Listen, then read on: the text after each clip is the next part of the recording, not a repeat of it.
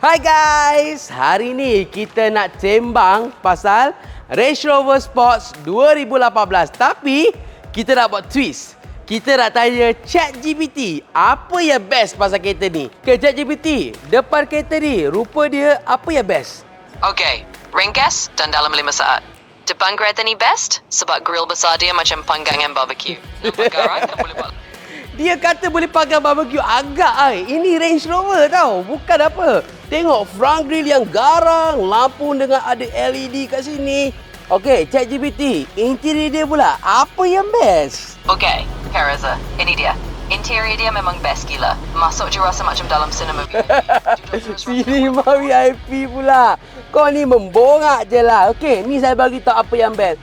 First, sound system daripada Meridian.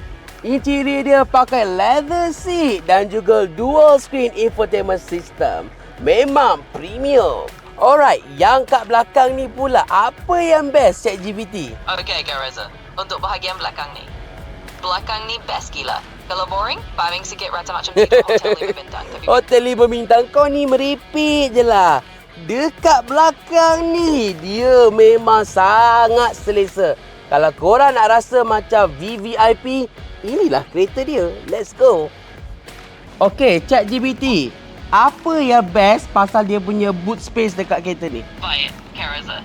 Jadi yang best pasal boot space kereta ni, boot dia memang luas gila. Kalau aku yang berbadan besar ni boleh duduk selesa, maknanya apa-apa barang pun confirm. Yes. Siap boleh baring sekali. Yang ini aku setuju dengan ChatGPT.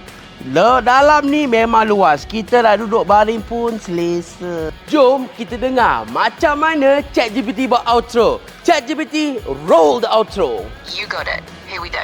Range Rover Sport 2018 ni bukan SUV. Kau ni banyak sembang ah. Alright. Jangan lupa guys, kalau korang minat kereta yang sporty dan garang ini, like, follow and share. Sentibas, sentiasa emas.